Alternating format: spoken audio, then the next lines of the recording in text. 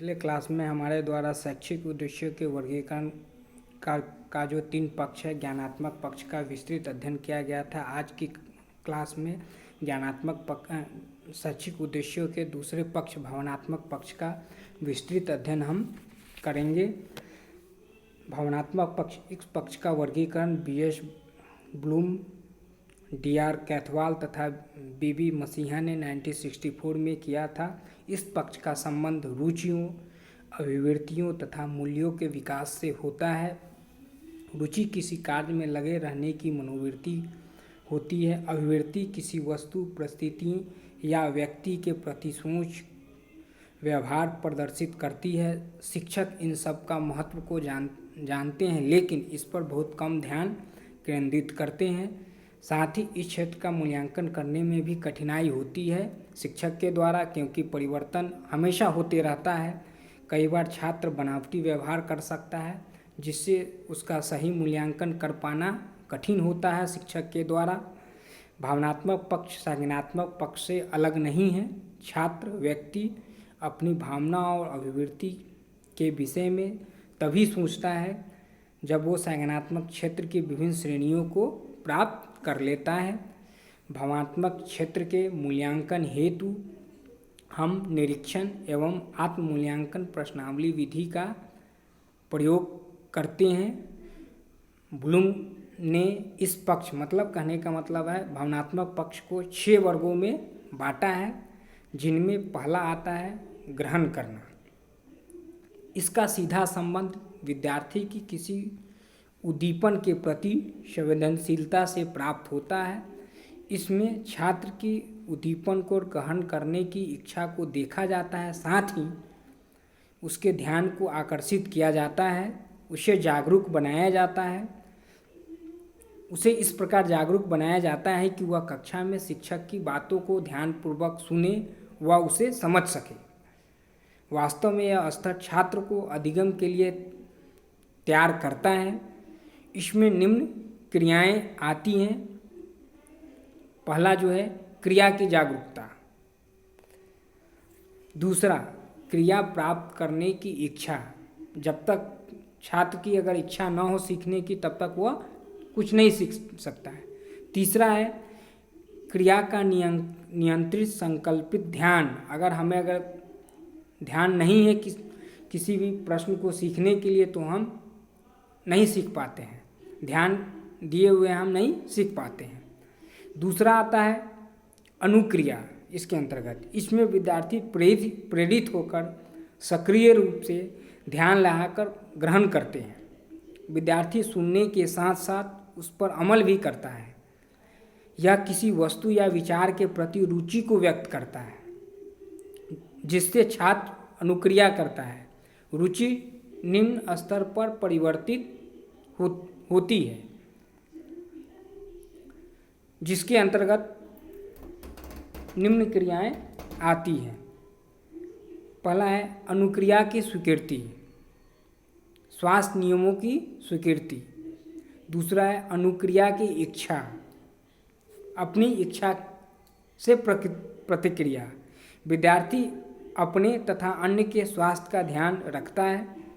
तीसरा है अनुक्रिया से संतोष करके खुशी व्यक्त करना। किसी बीमार व्यक्ति की देखभाल करके हमें संतुष्टि व्यक्त करना। तीसरा आता है इस पक्ष के अंतर्गत अनुमूल्यन। इस स्तर पर विद्यार्थी किसी आदर्श, मूल्य, वस्तु, रुचि या घटना से अपने आप को जोड़ लेता है। इस उद्देश्य द्वारा बालक अपने दृष्टिकोण को विकसित करता है। जैसे वैज्ञानिक दृष्टिकोण में अंधविश्वासों से मुक्ति या अन्य बातों को यदि प्रायोगिक जांच कर सिद्ध किया जाए, तो बालक में दृष्टिकोण उत्पन्न करने में सहायक होती है। वनस्पति से लोगों से हम उनके विचार सुनते हैं। इसमें किसी वस्तु की उपयोगिता, मूल्य व कारण प्रभाव संबंध का अध्ययन किया जाता है। इनमें चौथा है सप्रत्ययीकरण।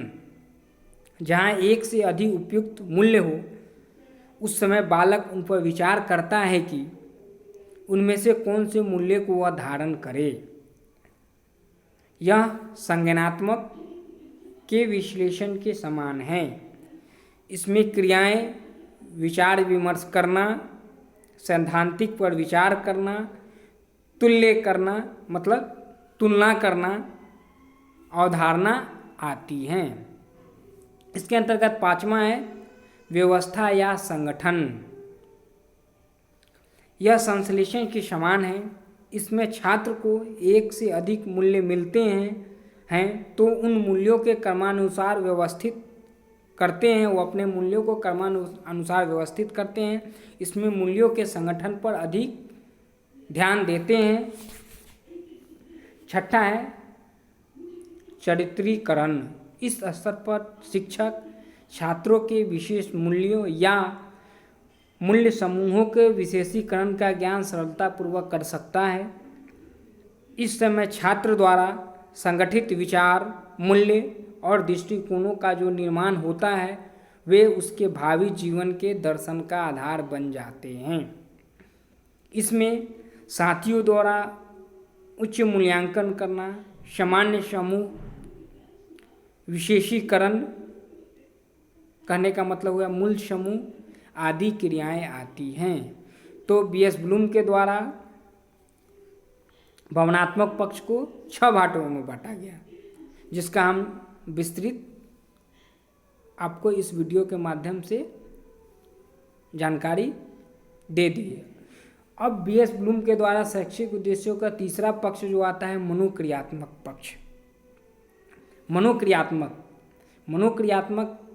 कहने से ही तात्पर्य होता है मस्तिष्क व देह के समन्वय। इसमें मस्तिष्क और देह के समन्वय पर जोर दिया जाता है। यह शरीर के विभिन्न अंगों के संगठित होकर कार्य करने की अवधारणा पर कार्य करता है। इसमें विभिन्न शारीरिक व मांसल का समन्वय भी सम्मिलित होता है। मतलब इसके अंतर्गत शरीर की विभिन्न क्रियाएं होती है, सम्मिलित होती है। इस समन्वय के बिना कोई भी कौशल प्राप्त करना संभव नहीं होता है। इस पक्ष में विद्यार्थी शारीरिक कौशल पर अपनी पकड़ को बताता है, जैसे कि किसी बालक को पेंसिल पकड़ना सीखना या कोई मशीन चलाना आदि।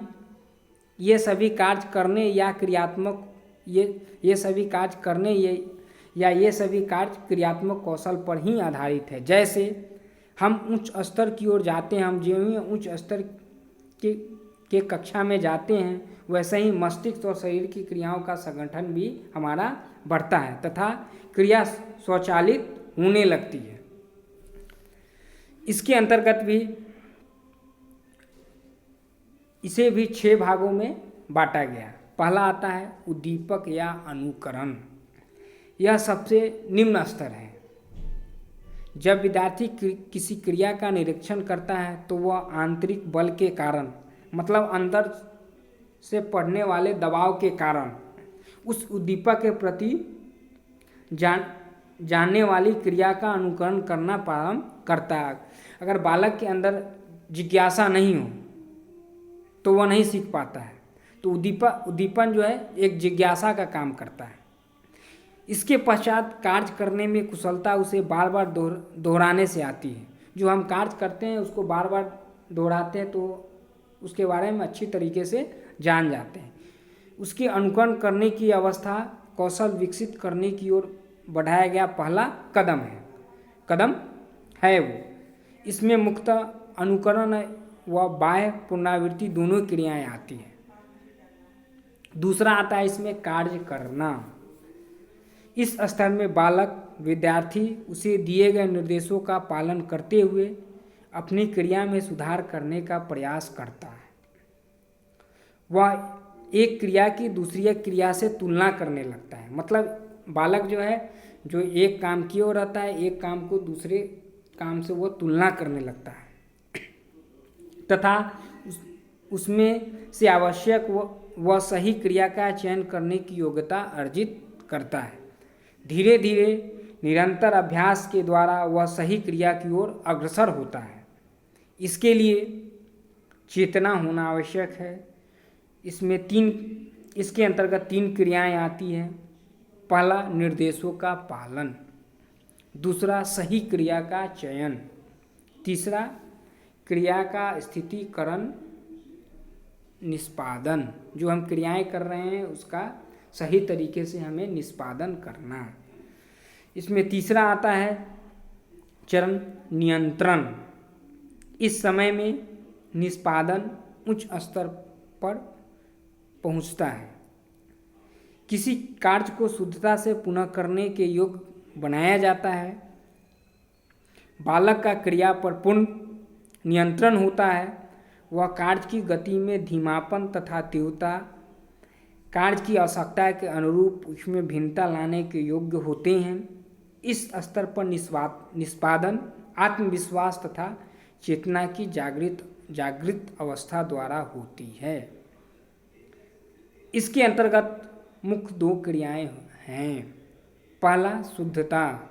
दूसरा, पुनर्निर्माण आती है। अब आता है चौथा, आता है समायोजन। इसमें विद्यार्थी विभिन्न क्रियाओं को क्रमबद्ध तरीकों से तथा केवल क्रियाओं के लिए आवश्यक कार्यों को करता है, अर्थात वह क्रियाओं का संयोजन करने का प्रयास करता है। इसमें मुख्यतः क्रमबद्धता, संगति 2 क्रियाएं आती हैं।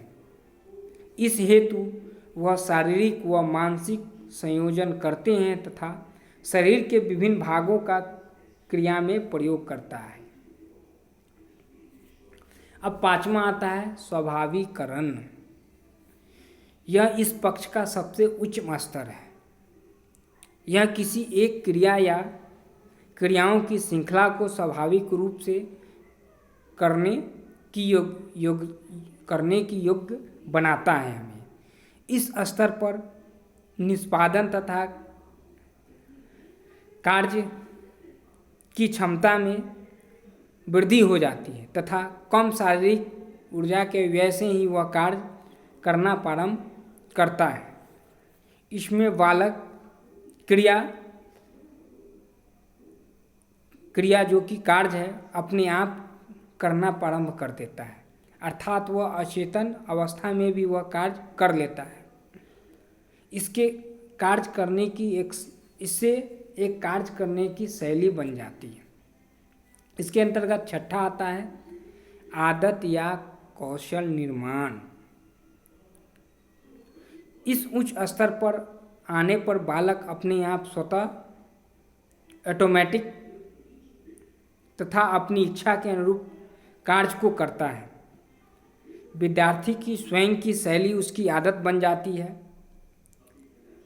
जो बालक के द्वारा जो डे बाय डे जो कार्य होता है वह कार्य करने के लिए हमेशा तत्पर अग्रसर हो जाता है।